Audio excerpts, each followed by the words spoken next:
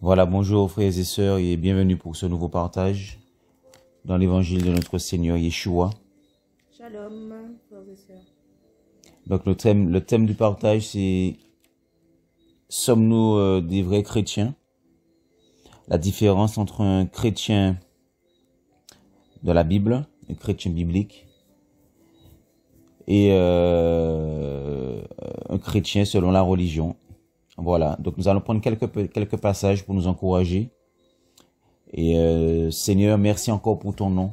Merci pour ta grâce. Nous voulons vraiment, Seigneur, te connaître, car tu es saint. Tu es saint. Tu es droit. Tu es juste. Tu es tout-puissant. Tu n'es pas mélangé avec le monde, Seigneur. Et nous voulons vraiment nous attacher à toi, Seigneur, car tu nous as créés à ton image. Tu nous as créés à ton image et nous voulons être prêts pour ton retour, prêts pour l'enlèvement, prêts, Seigneur, pour l'avènement du Christ, du Mashiach. Car tu nous dis, Seigneur, vraiment de veiller, Seigneur, de veiller jusqu'au bout, de persévérer jusqu'au bout, sans se relâcher, Seigneur.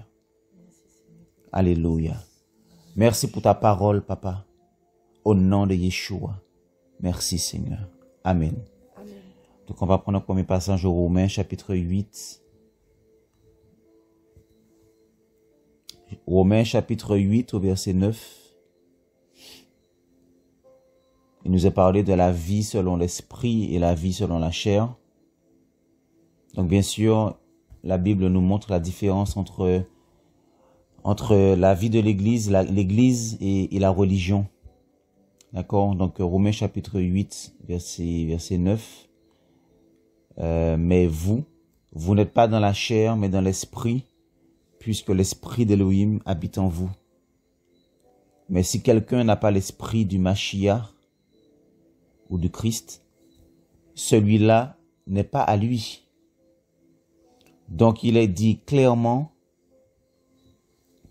que l'esprit d'Élohim habite, voilà, en nous, en celui qui a reçu le Seigneur Jésus, le Seigneur Yeshua dans sa vie. L'esprit d'Élohim habite en lui. Mais si quelqu'un n'a pas l'esprit du Mashiach, celui-là n'est pas à lui. Donc, on peut se réclamer chrétien, on peut se réclamer religieux, on peut se réclamer du Seigneur, on peut se réclamer de « je crois au Seigneur, je crois au Créateur, je sais qu'il existe ». Voilà, on peut le dire, mais est-ce que nous avons l'esprit du Mashiach? Et donc, il y a des fruits qui sont attachés à l'esprit du Mashiach en nous. Donc, celui qui n'a pas l'esprit du Mashiach ne lui appartient pas. Et le Seigneur va dire encore dans l'évangile de Jean qu'il connaît ceux qui sont à lui. Il connaît ceux qui sont à lui. Donc, nous allons prendre aussi un passage en Luc, Luc chapitre 13. Luc chapitre 13 pour voir comment Jésus, lui, il nous regarde. Comment considère-t-il un enfant, un homme, une femme qui lui appartient véritablement? Comment regarde-t-il cette personne et qu'est-ce qu'il attend d'un véritable chrétien? Luc chapitre 13, nous allons voir la parabole du figuier, rapidement. Luc 13. Oui, chapitre 13. Donc c'est la parabole du figuier, si tu peux lire à partir du verset 6 à 7.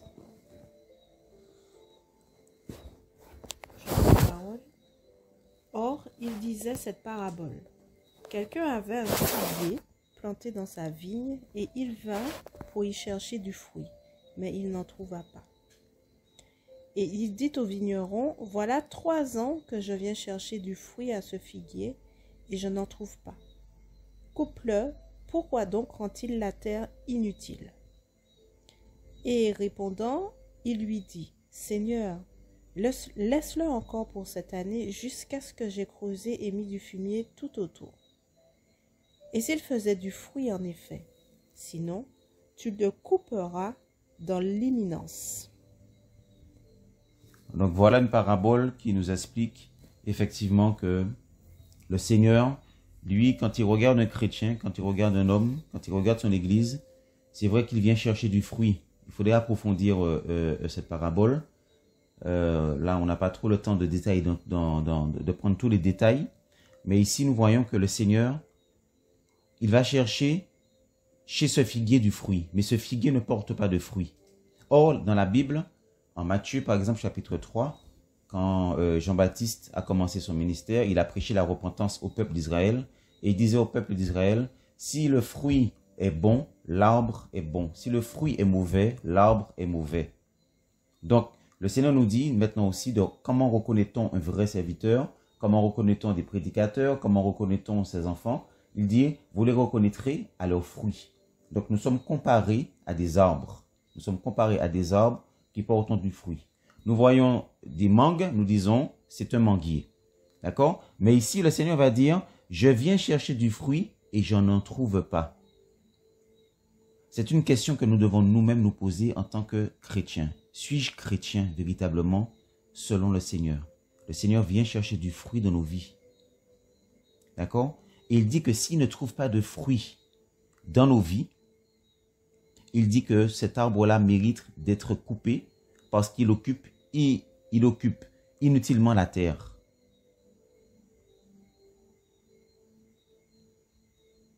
Amen. Amen. Amen. Donc, ce sont des questions que nous devons nous poser, nous examiner, faire un bilan pour savoir est-ce que nous sommes des chrétiens selon Christ, selon Machia, selon la Bible, ou des chrétiens selon les religions, selon des dénominations, tout en sachant que, j'ai fait une petite recherche encore tout à l'heure dans Google. Google décrit les chrétiens en 3 branches. Chrétiens catholiques, chrétiens protestants et chrétiens orthodoxes. Donc, n'importe qui, enfin, quand je dis n'importe qui, c'est tout le monde peut se réclamer chrétien. Dire, mais oui, mais moi, je crois au Seigneur, je crois en Dieu. Il y en a qui vont dire, je crois en Dieu. D'autres vont dire, je crois au Créateur, je crois au Maître de l'univers. Donc, je suis chrétien. Mais que dit la Bible concernant le chrétien véritable? Donc, nous allons prendre un dernier passage, enfin, quelques passages, autant pour moi. Chapitre 1 Jean. 1 Jean, chapitre 5, au verset 9. Si tu l'as trouvé, la lecture, s'il te plaît. 1 Jean. Oui. 1 Jean quoi? 1 Jean, chapitre 5, verset 9. Alors. Est-ce que c'est bien ça? 1 Jean, chapitre 5. 1 Jean, chapitre 4, autant pour moi. 4. Oui. Au verset.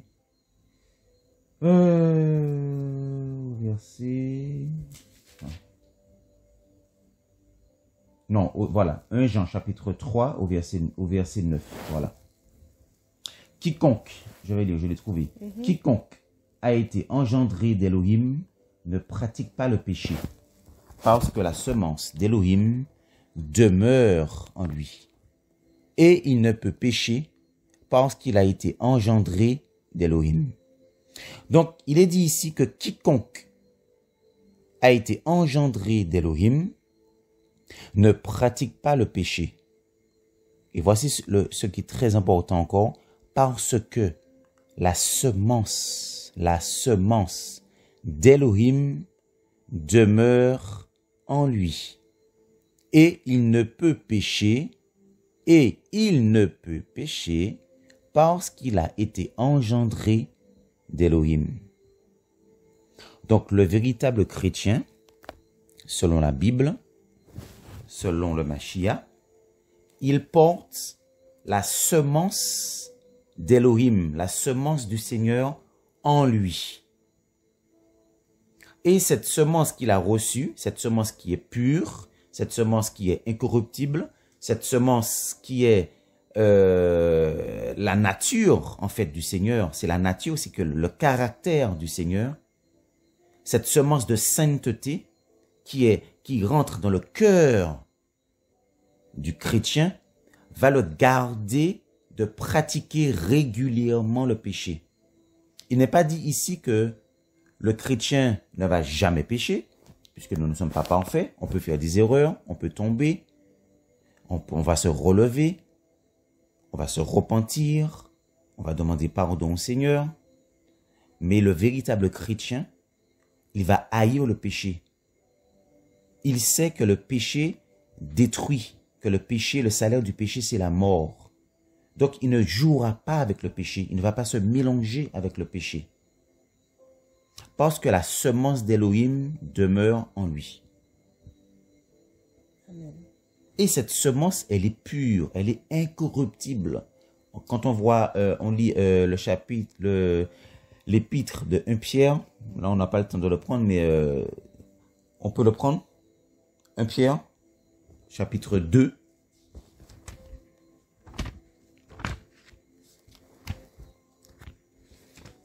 Alors, c'est 1 Pierre au chapitre 2. On peut lire à partir du verset 2. Désirez comme des bébés nouveau-nés le lait spirituel et pur, afin que vous croissiez par lui.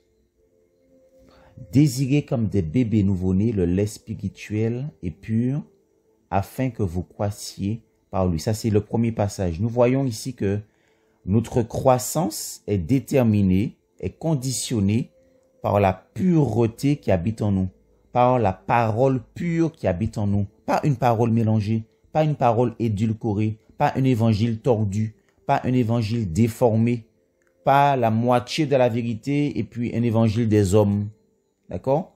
Pas un évangile, pas l'évangile et puis la moitié c'est la tradition des hommes ou la culture des hommes.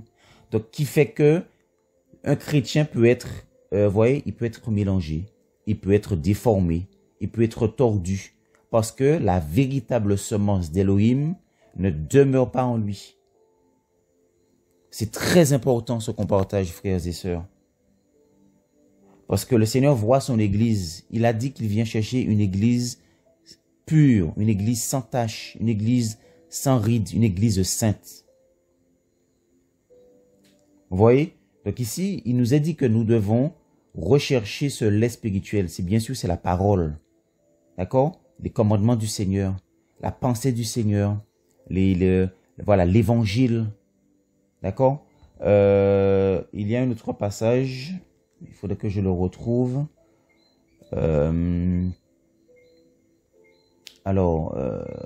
Voilà, c'est juste en haut. Ben voilà, merci Seigneur, alléluia. Au verset 1 Pierre chapitre, alors on remonte le chapitre, 1 Pierre 1 au verset 22, il est dit: ayant purifié vos âmes par l'obéissance à la vérité, par le moyen de l'esprit, pour un amour fraternel sincère, aimez-vous ardemment les uns les autres, d'un cœur pur, virgule, écoutez ça, étant nés de nouveau, non d'une semence corruptible, mais d'une incorruptible, donc d'une semence incorruptible, par le moyen de la parole vivante d'Élohim et qui demeure pour l'éternité. Alléluia. Amen. Oh là là là là là, quelle parole. Ça veut dire que c'est vraiment la véritable parole du Seigneur Waouh. qui permet de naître de nouveau. Wow. C'est ce que ça veut dire. Au verset 23, on nous dit, étant né de nouveau, non à partir d'une semence corruptible, Wow, Seigneur. mais incorruptible par le moyen de la parole vivante d'Élohim et qui demeure pour l'éternité. Donc c'est la parole véritable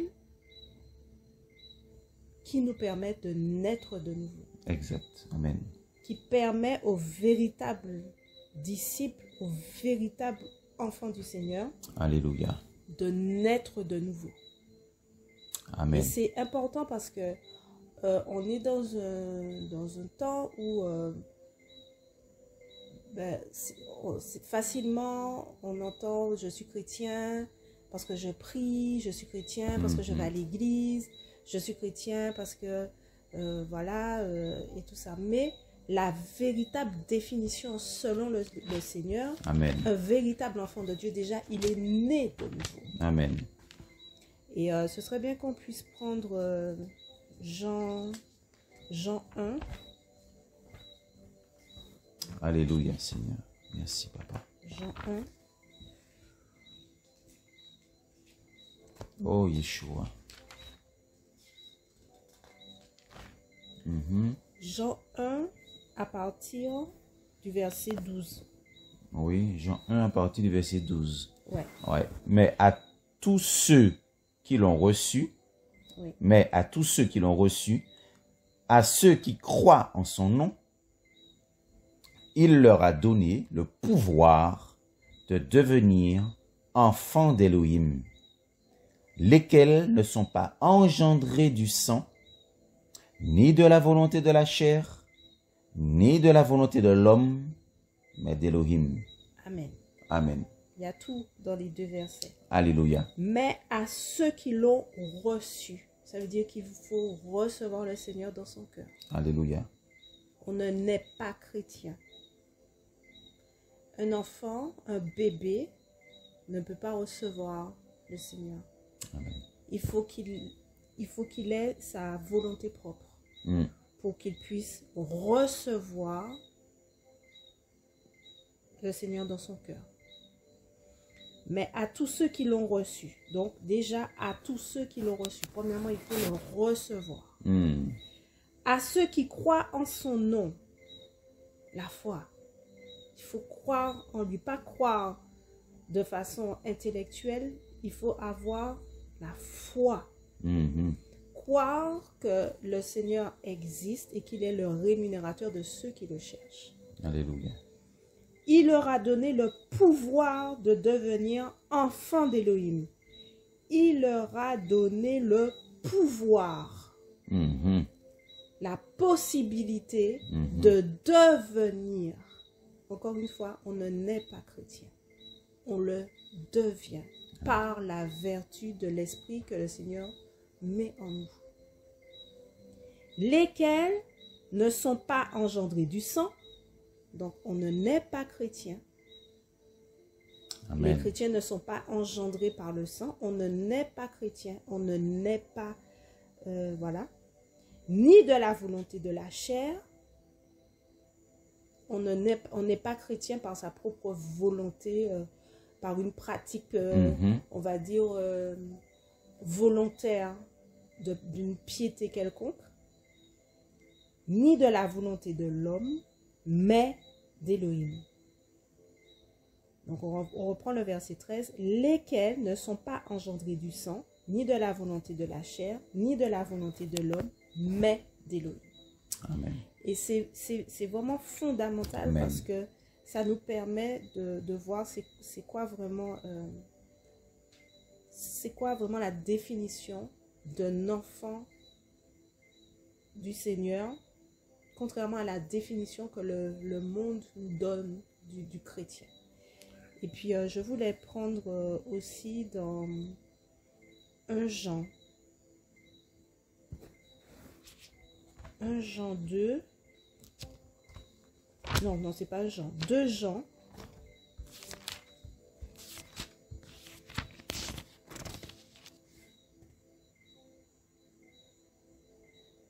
Jean au verset 7, à partir du verset 7. Parce que beaucoup de trompeurs sont venus dans le monde, ne confessant pas Yeshua Mashiach venant en chair. C'est là le trompeur et l'anti-Mashiach. Prenez garde à vous-même afin que nous ne perdions pas ce que nous avons produit, mais que nous recevions la pleine récompense. Et le verset 9. Quiconque va au-delà et ne demeure pas dans la doctrine du Mashiach n'a pas Élohim.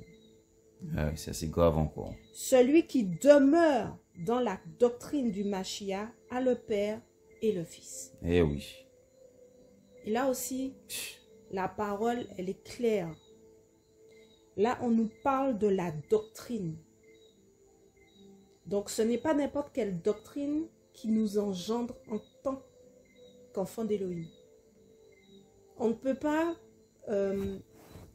C'est comme le passage dans 1 Pierre qui parle de que nous avons été engendrés par une semence incorruptible. Ouais. Donc c'est vraiment la semence qui vient du Seigneur qui nous permet de naître de nouveau. Amen. Et qui nous permet véritablement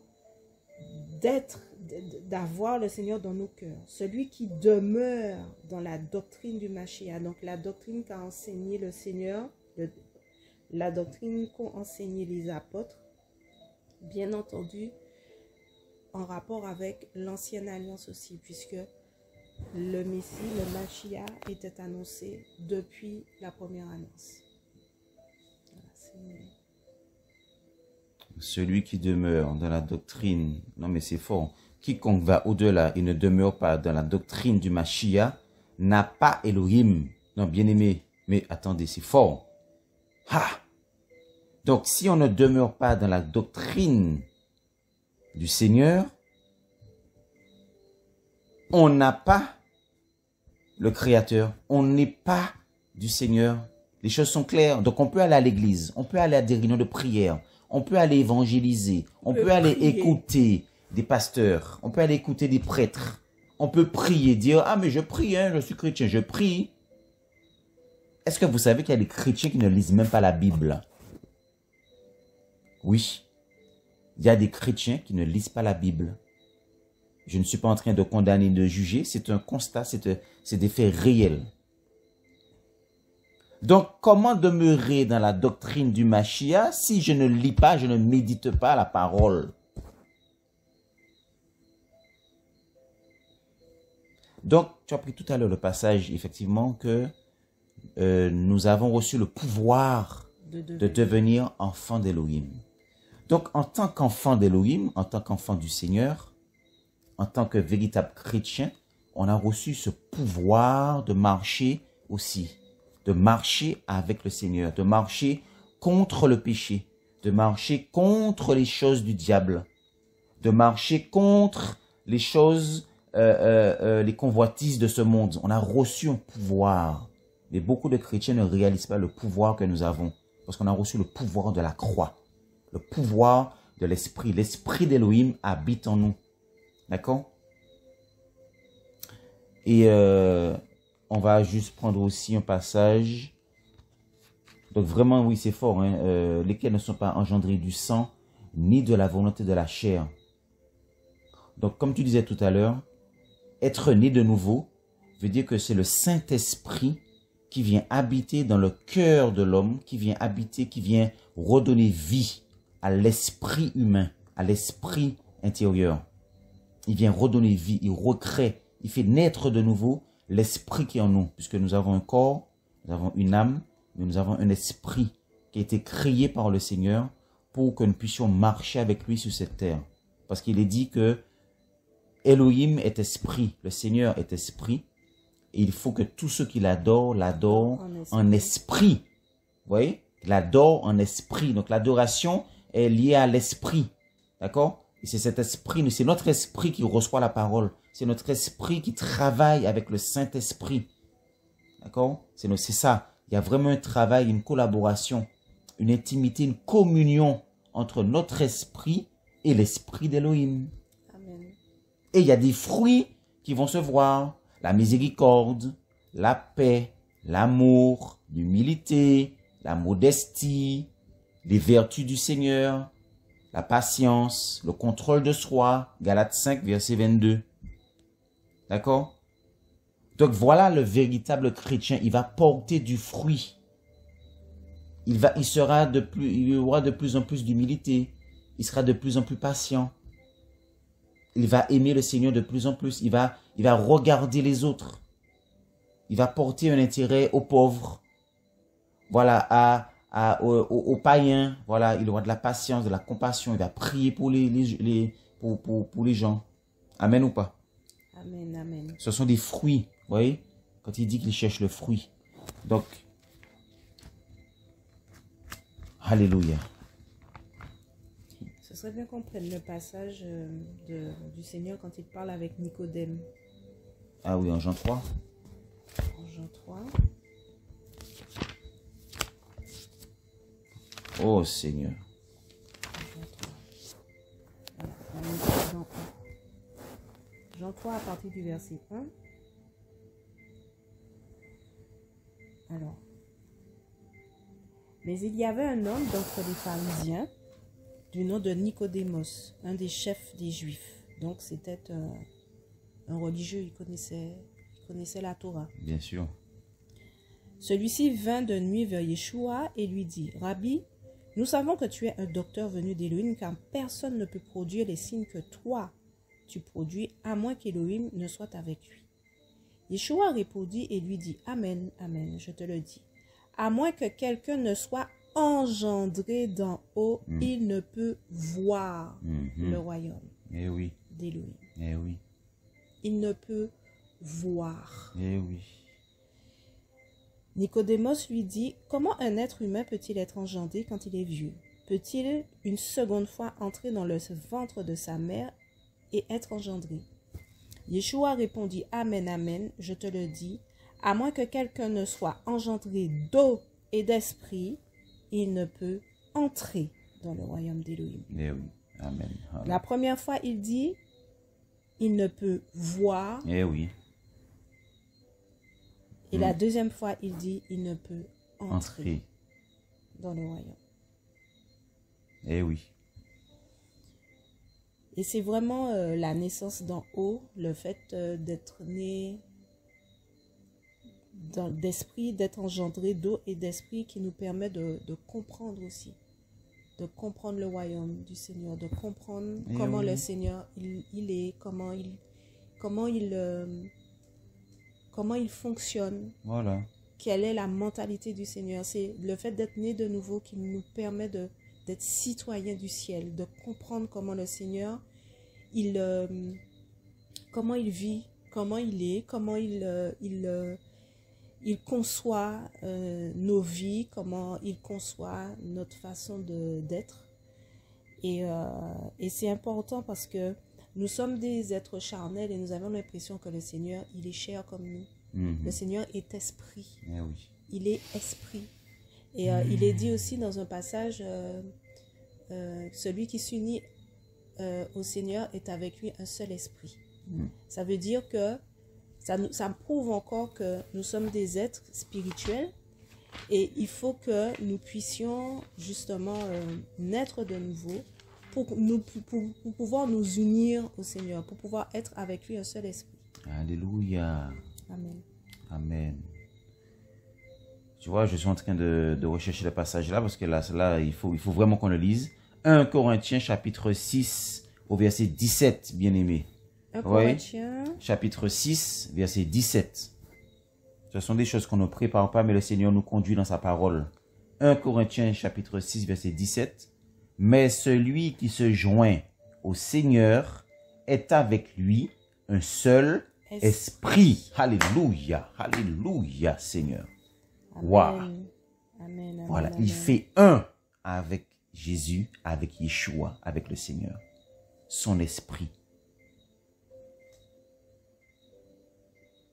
Donc, bien-aimé, en tant que chrétien véritable, nous sommes censés voir le royaume d'Élohim et entrer dans le royaume d'Élohim. Le Seigneur n'a pas parlé d'église, hein? Il n'a pas parlé de temple, il n'a pas parlé de religion, il n'a pas dit vous allez entrer dans une église ou entrer dans une dénomination ou entrer dans une secte, dans un mouvement. Non, non, non, non. Rentrer dans son royaume, dans son gouvernement. Le royaume aussi, c'est le gouvernement ou l'évangile. Waouh! Mais celui qui se joint au Seigneur est avec lui un seul esprit. Donc là, bien-aimé, juste une question. Sauf si tu avais un passage. Juste en dessous, au verset 19, il est écrit, oui. Ne savez-vous pas que votre corps est le temple du Saint-Esprit qui est en vous et que vous avez reçu d'Élohim et que vous ne vous appartenez pas à vous-même. Oh. Donc notre corps, c'est le temple du Saint-Esprit. Qui est en vous. Non, c'est important. C'est pas, il n'est pas à l'extérieur. Il est en nous. Vous voyez?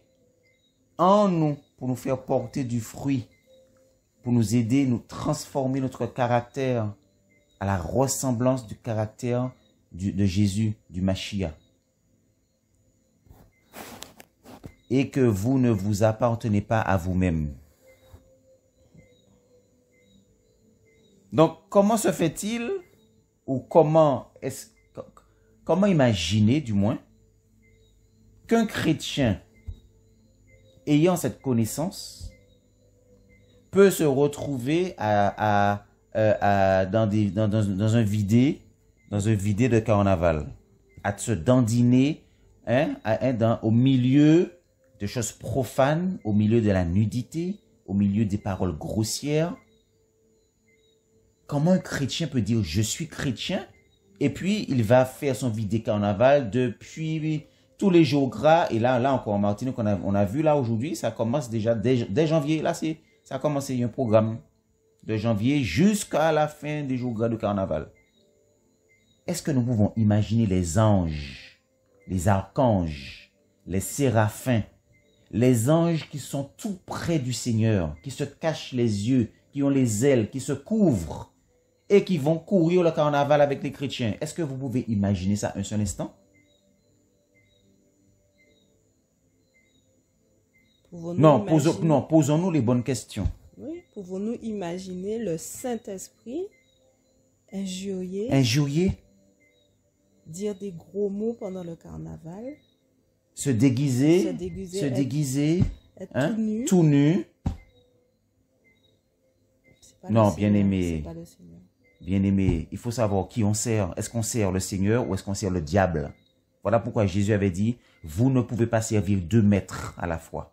C'est soit vous servez l'un, soit vous servez l'autre. Il n'y a pas de mélange avec le Seigneur. Il est saint. C'est la sainteté, la pureté de Jésus. Il est pur. Alléluia. Alléluia. Non, il faut vraiment que nous nous examinions. Et voilà pourquoi le Seigneur est en train de nous interpeller pour nous ramener encore à lui. Vous savez, le Seigneur, c'est le bon berger. Hein? Il a sa houlette et son bâton. Il a houlette. Il y a comme un petit crochet là au bout, là, qui rattrape, qui remet le crochet pour ramener ses brebis. Vous voyez? Si on s'égare, il nous ramène. Mais comme il y a beaucoup de désordre dans les religions, tout est mélangé, c'est la grande confusion. Donc le Seigneur, maintenant, il veut que nous soyons au clair avec sa parole. Qui suis-je aux yeux du Seigneur? Je suis un chrétien. Le chrétien, c'est celui qui porte Christ, qui manifeste la vie du Mashiach. Alléluia. Amen, amen, amen. Donc vraiment, nous voulons nous encourager à... Vas-y. Non, je disais que... Enfin, j'étais en train de lire Galates 1. Oui. Verset 6. Vas-y. Je m'étonne que vous vous détourniez si rapidement de celui qui vous a appelé par la grâce du Mashiach pour un autre évangile. Non qu'il y en ait un autre, mais il y a des gens qui vous troublent et qui veulent renverser l'évangile du Mashiach. Mais si nous-mêmes ou un ange du ciel vous prêche un autre évangile que celui que nous vous avons prêché, qu'il soit anathème. Comme nous l'avons déjà dit, je le dis encore maintenant, si quelqu'un vous prêche un autre évangile que celui que vous avez reçu, qu'il soit anathème. Voilà. Il n'y a pas 50 000 évangiles, il n'y a pas 50 000 vérités. Le Seigneur a apporté sa parole au travers de son propre service et au travers de l'appel des apôtres. Et cet évangile-là, il demeure. Il n'y a pas d'autre évangile. Amen. Il n'y a pas d'autre parole. Amen. Et au verset 8, quand on nous dit, si nous-mêmes ou un ange du ciel, même si c'est un ange du ciel, ben c'est une belle révélation. Un ange qui vient et qui nous apporte un autre évangile. L'apôtre Paul nous dit, si même un ange du ciel vous prêche un autre évangile, qu'il soit anathème. Ça veut dire que les révélations ne doivent pas passer avant l'évangile de Yeshua. Les traditions ne doivent pas passer avant l'évangile de Yeshua. Oui. Les façons de faire, la culture ne doit pas passer avant l'évangile de Yeshua. Mais oui. C'est la parole qui doit demeurer dans nos cœurs parce que c'est elle déjà qui nous fait naître de nouveau et c'est elle qui nous permet aussi d'avancer dans la sainteté. Il n'y a pas de mélange avec le Seigneur. Amen. Il n'y a pas de mélange. La parole, c'est une semence. La parole, c'est une semence et on ne peut pas faire de mélange par rapport à la parole que nous entendons. Parce que nous devenons, aux yeux du Seigneur, nous devenons adultères. Une femme, elle est appelée adultère quand elle a plusieurs compagnons, quand elle a plusieurs maris. Et pareil, lorsque nous ne restons pas fidèles à cet évangile que le Seigneur nous a donné, nous devenons aussi des adultères spirituels. Bien sûr. C'est ça. Seigneur, aide-nous. Donc que le Seigneur nous aide à demeurer fidèles parce qu'il revient chercher une épouse sans tache ni ride ni rien de semblable. Il revient chercher vraiment une épouse. Amen. Donc nous devons vraiment nous sanctifier par rapport à la parole. Nous devons revenir. Si ça arrive, nous sommes humains, si c'est vrai, nous sommes tombés, eh bien, nous revenons. Parce que le Seigneur, il est fidèle. Il dit aussi dans sa parole, celui qui confesse ses transgressions et s'en détourne, obtient miséricorde. Donc, nous avons la possibilité de revenir au Seigneur de tout notre cœur. Si nous sommes tombés, si nous avons péché. Et donc, retournons au pied du Seigneur. Comme tu disais tout à l'heure, un véritable chrétien ne peut pas demeurer dans le péché. C'est impossible. Pas possible. C'est impossible. Parce que le Saint-Esprit, à l'intérieur de lui, va l'interpeller. Va l'interpeller sans cesse. S'il a une vie de prière, le Saint-Esprit va l'interpeller sans cesse pour lui dire de sortir de cet état. Et s'il continue, petit à petit, la voix de l'Esprit va diminuer. Il va diminuer, il ne va plus parler et il partira à un moment donné. C'est clair, c'est clair. Il va partir. Donc, il faut qu'on fasse attention à rester obéissant et à ne pas tenter le Seigneur dans les choses qu'il nous demande d'arrêter. Parce que la parole, elle est claire. Un véritable enfant du Seigneur ne pratique pas volontairement le péché. Il ne peut pas demeurer dedans volontairement.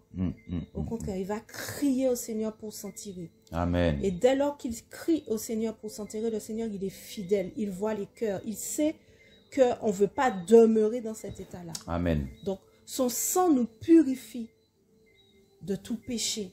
Ouais.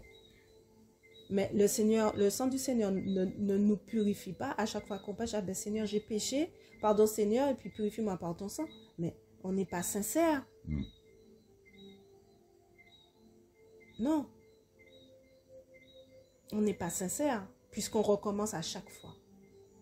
Donc, le Seigneur, il nous purifie lorsqu'on est dans une démarche qui est sincère. Et au fur et à mesure, il ôte, il enlève. Il travaille avec nous de façon à ôter le péché. Ouais. Même si de façon, par le sacrifice de Yeshua à la croix, nous sommes déjà délivrés. Mais dans la pratique, ça peut arriver qu'il y a des choses qui prennent du temps. Mais si nous sommes sincères avec le Seigneur, si nous marchons sincèrement avec le Seigneur, si nous crions au Seigneur pour qu'il nous délivre des choses qui ne sont pas de lui, le Seigneur, il est fidèle. Le Seigneur, il est vraiment fidèle. Et il veut purifier son épouse. Il veut purifier ceux qui lui appartiennent véritablement. Parce qu'il vient chercher une épouse sans tache, ni ride, ni rien de semblable. Les taches, les rides ne rentreront pas au ciel. Donc, il faut que nous puissions nous purifier, avoir une démarche qui soit sincère devant le Seigneur. Le Seigneur, il est humble. Il est humble. Et nous, nous devons être humbles. Reconnaître que, Seigneur, là, ça va pas.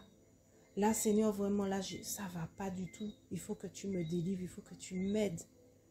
Et puis, en marchant comme ça avec le Seigneur, ben, le Seigneur nous purifie.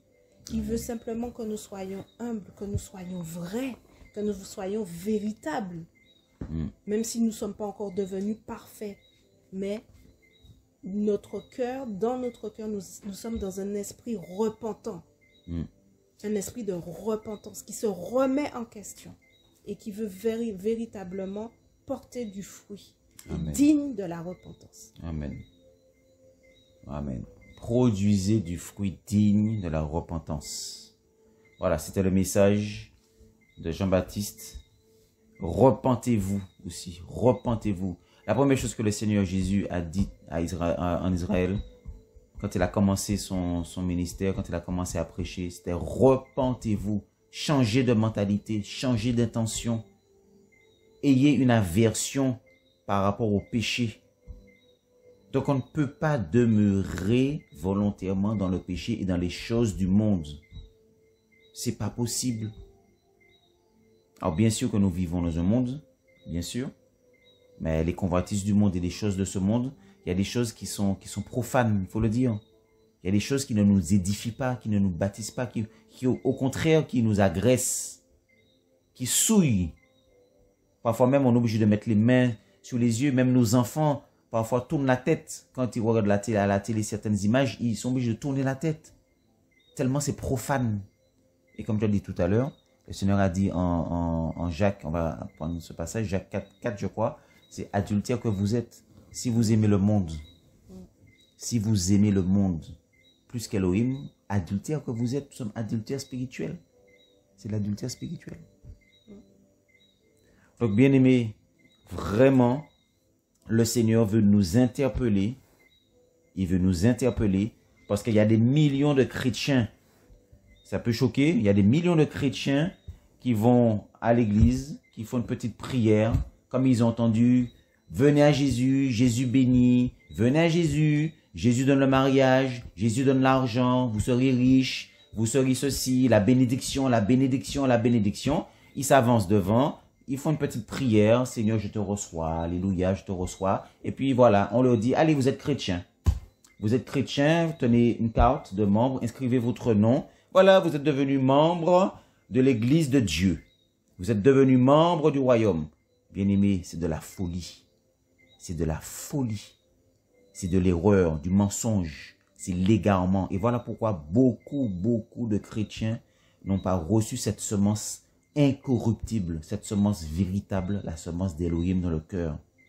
Et dans cette fin des temps, le Seigneur est en train de travailler pour, effectivement, ramener son peuple à des enfants qui sont nés de nouveau. Nés de nouveau. Amen. Pour marcher dans la pureté de sa doctrine. Alléluia. Amen. Et dans la véritable adoration. Donc, bien-aimés, soyez encouragés. Soyons encouragés. Vraiment, faisons le point, examinons-nous et vraiment retournons encore au pied du Seigneur. Au nom du Seigneur, soyez encouragés et on vous dit à bientôt. À bientôt, shalom. Shalom. Au revoir.